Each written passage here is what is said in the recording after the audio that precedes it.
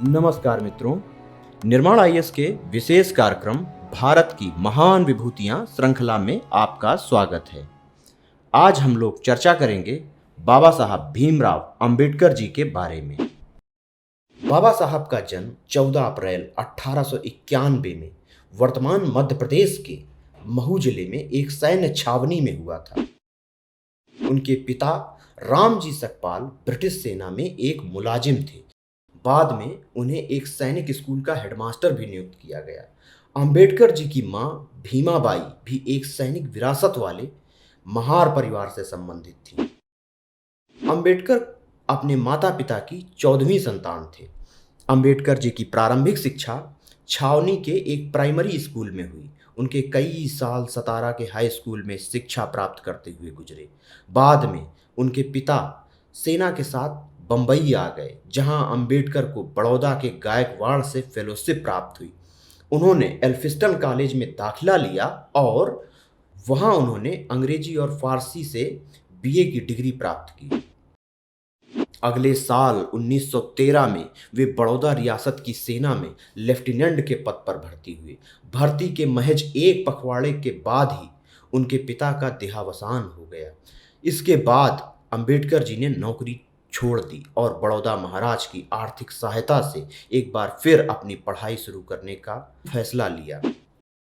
बड़ौदा नरेश की फेलोशिप पर अंबेडकर 1913 में स्नातकोत्तर करने के लिए अमेरिका चले गए। वहां उन्होंने कोलंबिया विश्वविद्यालय से 1915 में अर्थशास्त्र से स्नातकोत्तर पास किया। इस डिग्री के लिए उन्होंने प्राचीन भारत में व्यापार पर शोध पत्र लिखा था। 1916 में जाति के विश्लेषण की उनकी पहली कोशिश आरंभ हुई और उन्होंने मानव शास्त्र के एक सेमिनार में caste in India their mechanism genesis and development शीर्षक से पर्चा प्रस्तुत किया।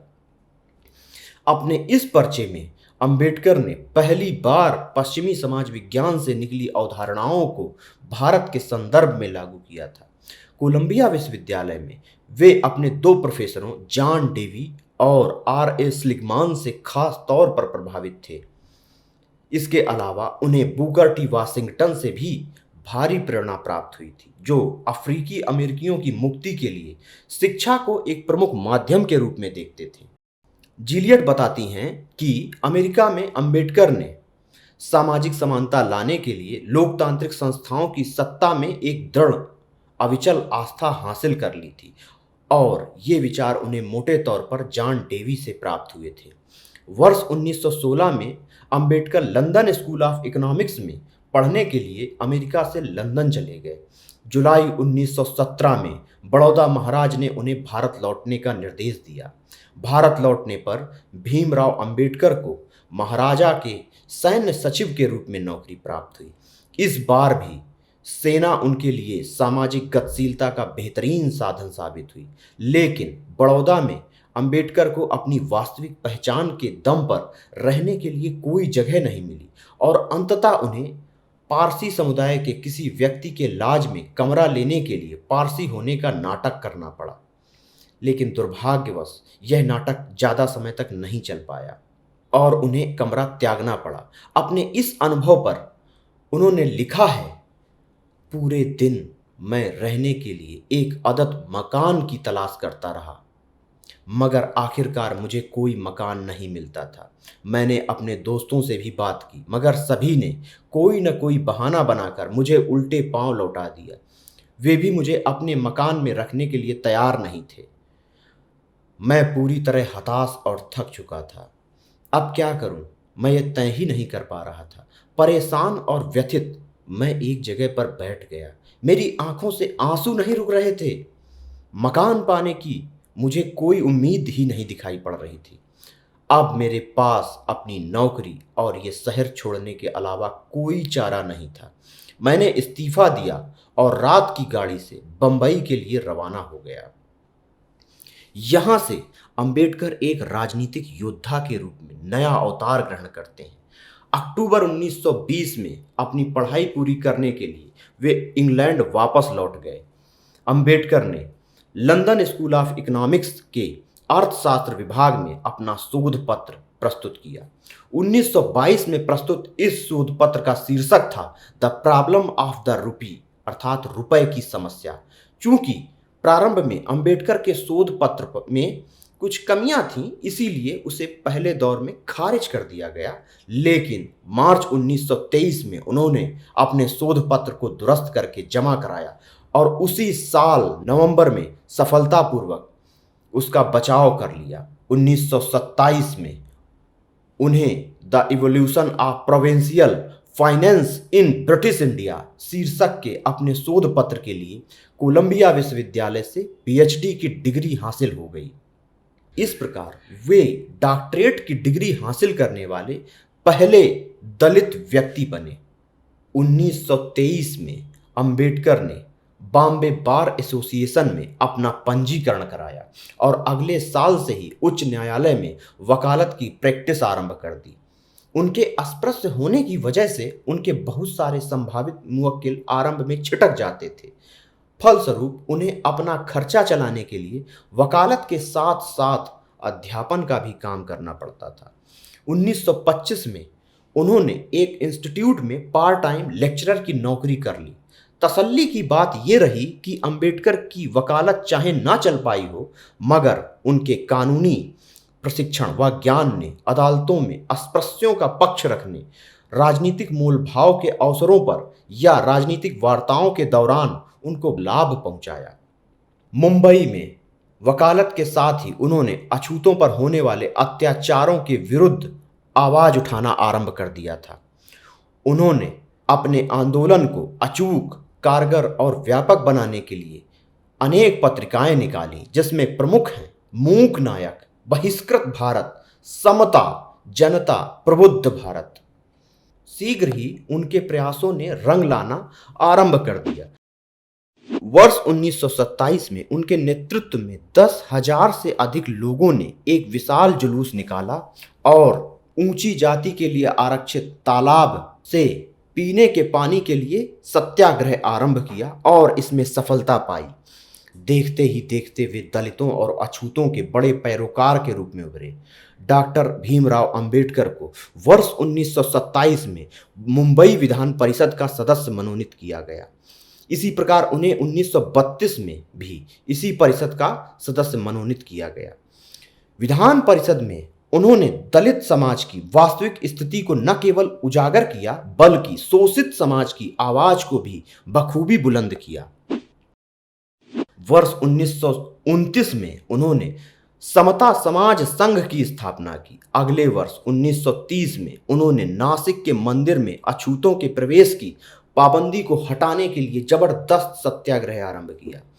वर्ष 1931 में उन्होंने राष्ट्रपिता महात्मा गांधी के विरोध के बावजूद दूसरे गोलमेज सम्मेलन में दलितों के लिए अलग निर्वाचन का अधिकार प्राप्त करने के लिए मांग की और इससे देश भर में हलचल पैदा हो गई। भारत की दो महान शख्सियतों भीमराव अंबेडकर और महात्मा गांधी के बीच कई मुद्दों पर मतभेद था, खासकर जाति प्रथा और निम्न जातियों के लिए किए जाने वाले प्रयासों को लेकर।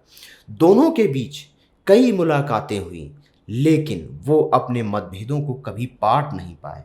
आज़ादी के 2 दशक पहले अंबेडकर और उनके अनुयायियों ने स्वतंत्रता आंदोलन से स्वयं को अलग कर लिया था। वे अछूतों के प्रति गांधी के अनुराग और उनकी तरफ से बोलने के गांधी जी के दावों को जोड़ तोड़ की राजनीति मानते थे। जब 14 अगस्त 1931 को गांधी से उनकी मुलाकात हुई तो गांधी ने उनसे पूछा था, मैं अछूतों की समस्याओं के बारे में तब से सोच रहा हूं जब आप पैदा भी नहीं हुए होंगे। मुझे ताज्जुब है कि इसके बावजूद आप मुझे उनका हितैषी नहीं मानते हैं। धनंजय कीर अंबेडकर की जीवनी doctor Ambedkar life and mission में लिखते हैं, अंबेडकर ने गांधी से कहा, अगर आप अछूतों के खैर ख्वाह होते तो आपने कांग्रेस का सदस्य होने के लिए खादी पहनने की शर्त के स्थान पर अस्पृश्यता निवारण को पहली शर्त बनाया होता। गांधी जी के अनशन के बाद डॉक्टर अंबेडकर व कांग्रेस के बीच 24 सितंबर 1932 को पूना पैक्ट के नाम से एक समझौता हुआ और डॉक्टर अंबेडकर को भारी मन से कई तरह के दबावों के चलते दलितों के लिए अलग निर्वाचन की मांग को वापस लेना पड़ा। लेकिन इसके जवाब में उन्होंने वर्ष 1936 में इंडिपेंडेंट लेबर पार्टी की स्थापना करके अपने घोषणा पत्र में अछूतों के उत्थान का एजेंडा घोषित किया। धीरे धीरे शोषित समाज डॉक्टर अंबेडकर को अपने मसीहा के रूप में देखने लगा। इसी के परिणाम स्वरूप वर्ष 1937 के आम चुनाव में डॉक्टर अंबेडकर को भारी बहुमत से अभूतपूर्व विजय हासिल हुई और कुल 17 सुरक्षित सीटों में से 15 सीटें नवनिर्मित इंडिपेंडेंट लेबर पार्टी के खाते में दर्ज हुई। वे 12 वर्ष तक मुंबई के विधायक भी रहे। उन्होंने लंदन में हुए तीनों गोलमेज कॉन्फ्रेंसों में तीन गोलमेज कॉन्फ्रेंसों में भारत के दलितों के प्रतिनिधि के रूप में भाग लिया। जल्द ही डॉक्टर भीमराव अंबेडकर का भारतीय राजनीति में कद ऊंचाई पर जा पहुंचा। वर्ष 1942 में उन्हें गवर्नर जनरल की काउंसिल का सदस्य चुना गया। उन्होंने शोषित समाज को शिक्षित करने के उद्देश्य से 20 जुलाई 1946 को पीपुल्स एजुकेशन सोसाइटी नाम की शिक्षण संस्थान की स्थापना की। इसी सोसाइटी के तत्वाधान में सबसे पहले बंबई में सिद्धार्थ कॉलेज आरंभ हुआ। बाद में उसका विस्तार करते हुए कई कॉलेजों का समूह बनाया गया। ये कॉलेज समूह आज भी शिक्षा के क्षेत्र में अग्रणीय भूमिका निभा रहे हैं। 15 अगस्त 1947 वह दिन जब लंबे समय के बाद भारत को स्वतंत्रता नसीब हुई, तो 29 अगस्त 1947 को डॉक्टर भीमराव अंबेडकर को संविधान निर्मात्री सभा की प्रारूपी समिति का अध्यक्ष चुना गया। उन्होंने समाज के कमजोर वर्गों को मुख्य धारा में शामिल करने के लिए संविधान में कई प्रावधान करवाए। उन्होंने अनुसूचित जाति जनजाति के लोगों के लिए सिविल सेवाओं, स्कूलों और कॉलेजों की नौकरियों में आरक्षण प्रणाली लागू करवाने में सफलता प्राप्त की। उन्होंने महिलाओं की सामाजिक व आर्थिक स्थिति सुदृढ़ करने पर लगातार बल दिया। उनके प्रयासों के चलते ही 26 नवंबर 1949 को संविधान सभा ने संविधान को अपना लिया और इसे 26 जनवरी 1950 को लागू कर दिया गया। संविधान के पूरा होने पर डॉक्टर अंबेडकर के आत्मिक उद्गार थे कि मैं महसूस करता हूं कि संविधान साध्य अर्थात काम करने लायक है। यह लचीला है पर साथ ही इतना मजबूत भी कि देश को शांति और युद्ध दोनों के समय पर यह जोड़ कर रख सकता है। आगे चलकर वर्ष 1949 में उन्हें स्वतंत्र भारत का प्रथम विधि मंत्री भी बनाया गया। उन्हीं के प्रयासों के चलते हिंदू समाज में अनेक समाज सुधार कार्यों को बढ़ावा मिला। वर्ष 1950 में डॉक्टर अंबेडकर श्रीलंका के बौद्ध सम्मेलन में भाग लेने के लिए गए और बौद्ध धर्म के सिद्धांतों से अत्यंत प्रभावित होकर स्वदेश लौटे। उन्होंने वैचारिक मतभेदों के चलते वर्ष 1951 में विधि मंत्री के पद से त्याग पत्र दे दिया। डॉक्टर अंबेडकर वर्ष 1952 के आम चुनावों में हार गए। इसके बावजूद वे 1952 से 56 तक राज्यसभा के सदस्य रहे। अत्यंत कठिन और अडिग संघर्षों के उपरांत भी उनके मन में यह मलाल रह गया था कि वे शोषित समाज के उत्थान और समृद्धि के लिए जो अपेक्षाएं भारत सरकार से रखते थे, उन पर भारत सरकार अभी तक खरी नहीं उतरी है और अपनी इच्छाओं को पूरा कराने में वे पूरी तरह कामयाब नहीं हो सके हैं। इससे बढ़कर देश में संविधान बनने के बावजूद दलितों व शोषितों की दयनीय स्थिति को देखकर उन्हें बेहद वेदना का अनुभव हुआ। जीवन भर समाज के कमजोर वर्गों के उत्थान के लिए संघर्ष करने वाले बाबा साहब अंबेडकर ने 6 दिसंबर 1956 को अपना देह त्याग दिया। डॉक्टर भीमराव अंबेडकर को देश व समाज के लिए उनके आजीवन समग्र योगदान को नमन करते हुए भारत सरकार ने वर्ष 1990 में देश के सर्वोच्च भारत रत्न से उन्हें अलंकृत किया। देश व समाज के दलितों, शोषितों को मुख्य धारा में लाने के लिए डॉक्टर अंबेडकर ने जो आजीवन संघर्ष किया वह सराहनीय और नमन योग्य है। धन्यवाद।